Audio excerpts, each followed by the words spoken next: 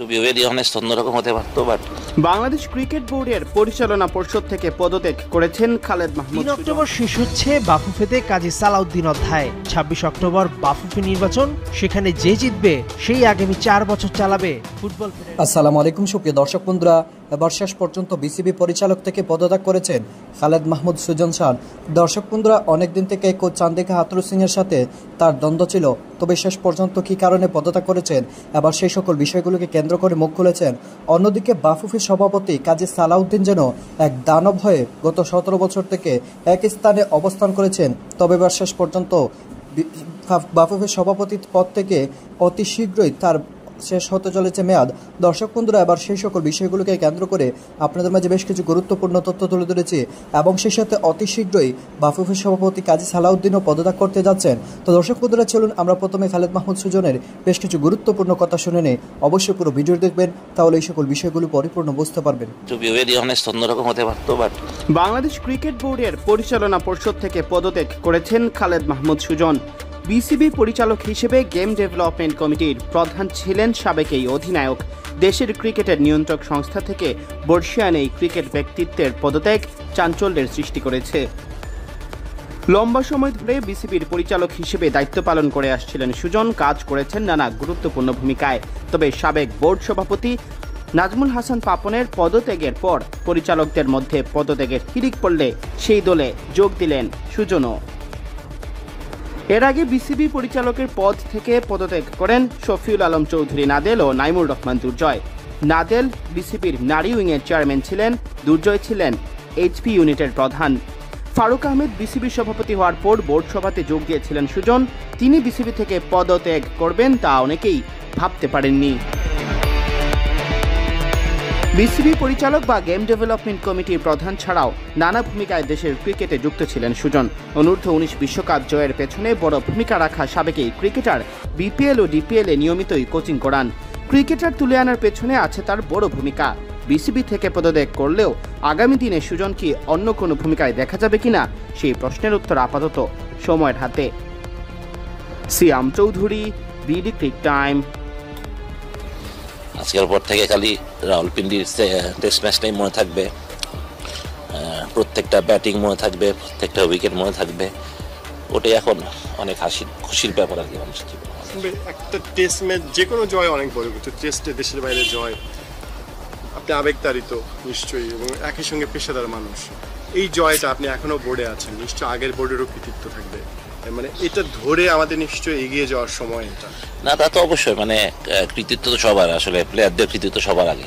ওরা হার্ডওয়ার্ক করে বলে আমরা জিতি না, ওরা কষ্ট করে। কারণ আমাদের, যেটা আমি সবসময় বলি, যে আমাদের ইনস্ট্রাকচার তো প্রত্যেকটা টেস্ট প্লেইং দেশের মতো না। আমরা এখানে যে ফাইট করি অনেক কিছু, বাট তারপরে ওরা যে এই ছোট পরিসরে, ছোট সীমাবদ্ধতার মধ্যে ওরা নিজেদেরকে মেরে ধরে বারবার ভালো ক্রিকেট খেলা, আমাদের মুখে হাসি ফুটিয়ে আনে।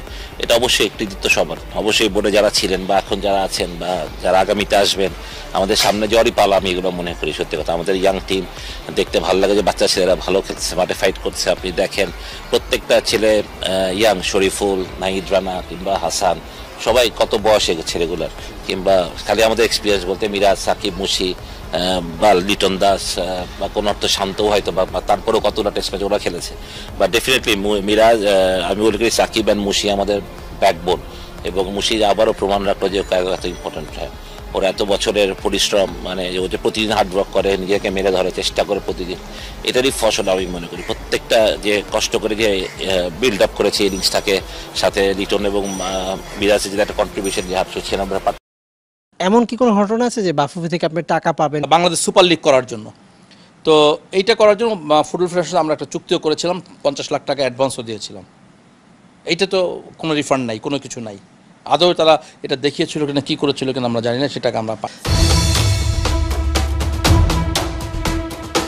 এভাবেই গেল 17 বছর চলেছে দেশের ফুটবল। অর্থ লুটপাট, নির্দিষ্ট একটি রাজনৈতিক দলের ছত্রছায়ায় জবাবদিহিতাও নেই। ফলাফল, ফিফা কর্তৃক বাফুফের সাধারণ সম্পাদক নিষিদ্ধ, দেশের ফুটবলের র্যাঙ্কিং তলানিতে। 3 অক্টোবর শেষ হচ্ছে বাফুফেতে কাজী সালাউদ্দিন অধ্যায়। 26 অক্টোবর বাফুফে নির্বাচন, সেখানে যে জিতবে সেই আগামী 4 বছর চালাবে ফুটবল ফেডারেশন। কাজী সালাউদ্দিন আবারও নির্বাচনে দাঁড়ানোর ঘোষণা দিয়েছেন। এসব নিয়ে ব্যস্ত থাকায় অক্টোবর ফিফা উইন্ডো থাকার পরও খেলতে যেতে পারছে না জামাল ভুঁইয়ারা।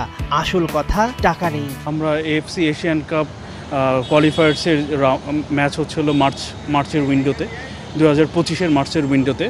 তো আমরা ওইখানে ভালো ফলাফলের জন্য আসলে আমরা প্রস্তুতি হিসাবে কিন্তু সেপ্টেম্বরের উইন্ডোতে ভুটানের সাথে 2টি ম্যাচ খেলেছি এবং আমরা অক্টোবর এবং নভেম্বর পাশাপাশি 2টা অল্প সময়ের ব্যবধানেই হচ্ছে আমাদের হচ্ছে 2টা উইন্ডো।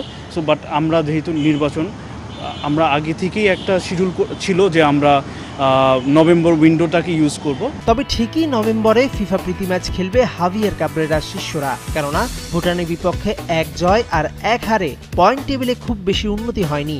আগামী বছর মার্চে এশিয়ান কাপ বাছাই পর্বে পয়েন্ট না বাড়ালে খেলা কঠিন, যেখানে ইতোমধ্যে কোয়ালিফাই করেছে শ্রীলঙ্কার মতো দেশ। বাংলাদেশের সঙ্গে খেলতে একটি দেশ রাজিও আছে। গুঞ্জন ত্রিদেশীয় সিরিজ খেলার আমন্ত্রণও পেয়েছে। নভেম্বর উইন্ডোতে আমরা আসলে বিভিন্ন দেশের সাথে যোগাযোগ করছি এবং অলরেডি আমাদের 2টা দেশ অলরেডি ইনভাইট করেছে, একটা ত্রিদেশীয় টুর্নামেন্টের জন্য, আরেকটা হচ্ছে যদি বলি একটা দেশ বাংলাদেশে এসে খেলার, অথবা ওদের ওখানে যাওয়া যায় কিনা। তো আমরা একটু আলোচনা করে কোচের সাথে কথা বলে আমরা আপনাদের বিস্তারিত পরবর্তীতে জানাবো। গেল বছর নিজের বেতন বাড়িয়ে নেয়া হাভিয়ের কাবরেরা 2024-এ এসে ফ্লপ। চলতি বছর 8 ম্যাচ খেলে জয় মাত্র 1টিতে। ক্যারিয়ারে এর আগে কখনো জাতীয় দলকে কোচিং না করানো এই কোচকে আগামীতে রাখবে কিনা সে বিষয়েও প্রস্তুত হচ্ছে রিপোর্ট। ওইখানে আমাদের টিম ম্যানেজার আছে, কোচ আছে, তারা আমাদের আসলে অফিসিয়ালি রিপোর্ট জমা দেয়।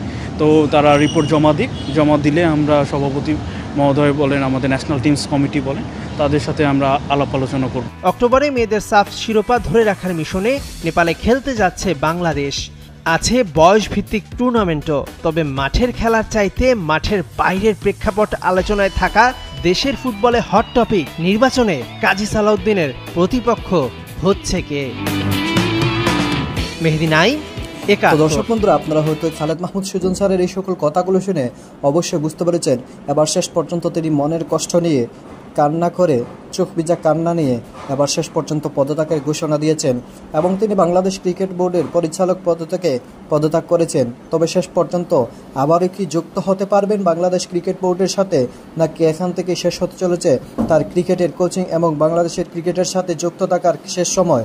তো দর্শক বন্ধুরা, অন্যদিকে বাফুফের সভাপতি কাজী সালাউদ্দিনের কি অধ্যায় শেষ হবে, নাকি আবারও তিনি সেই স্থানে দখল করে নেবেন? তো দর্শক বন্ধুরা, আপনার পুরো ভিডিও দেখে এবং সেই সাথে এই সকল বিষয়গুলো জেনে আপনাদের কাছে কেমন হয়েছে অবশ্যই কমেন্ট করে জানিয়ে দিবেন।